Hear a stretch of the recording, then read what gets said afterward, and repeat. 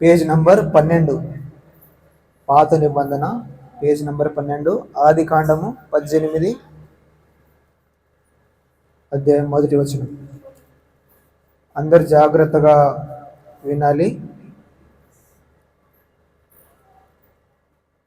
మరియు మమ్రే దగ్గరనున్న సింధూరు వనములో అబ్రహాము ఎండవేళ గుడారపు ద్వారమందు కూర్చుని ఉన్నప్పుడు యెహోవా అతనికి కనబడెను.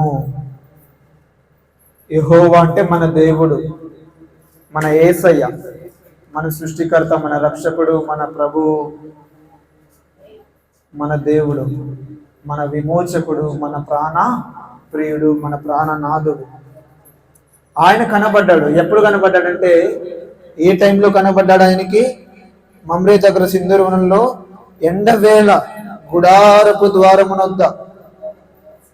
ఇల్లు కూడా కాదు, గుడారం. గుడారం అంటే టెంట్, బట్టతో బిచ్చగాళ్ళు వేసుకుంటారు కదా, అలాంటిది. అలాంటి టెంట్ మధ్య తలుపు దగ్గర ఆయన కూర్చొని ఉన్నాడు.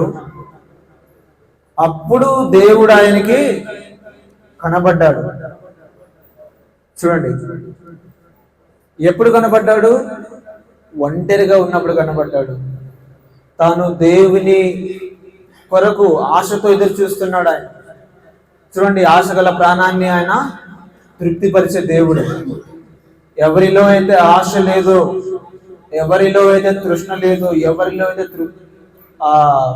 దప్పిక లేదో దేవుని ఎడల వారికి కనబడడు ఆయన.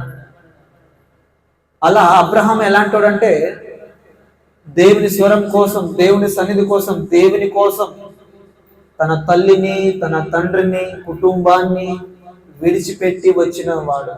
ఒకసారి చూడండి, ఆది కాండం 12వ అధ్యాయం రండి ఒకసారి చూడండి. దేవుడు ఏమని ఫస్ట్ సారి కలుసుకున్నప్పుడు అబ్రహాంతో ఏమని చెప్పాడంటే, దేవునికి అతనికి పరిచయం ఎలా అయ్యింది, ఏం జరిగింది మొదటిసారి కలుసుకున్నప్పుడు అంటే, ఆది కాండం 12వ అధ్యాయము 1వ వచనం.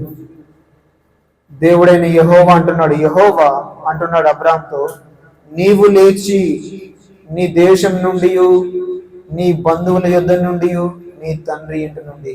ఒకటి, నీ ఉండే ఊరు, నీ ఉండే బంధువులు, నీ ఊరిలో ఉండే బంధువులు, నీ ఇంటిలో ఉండే తండ్రి తల్లి, ఆ ముగ్గురు, ఆ మూడు నుంచి నువ్వు బయటికి రావాలి.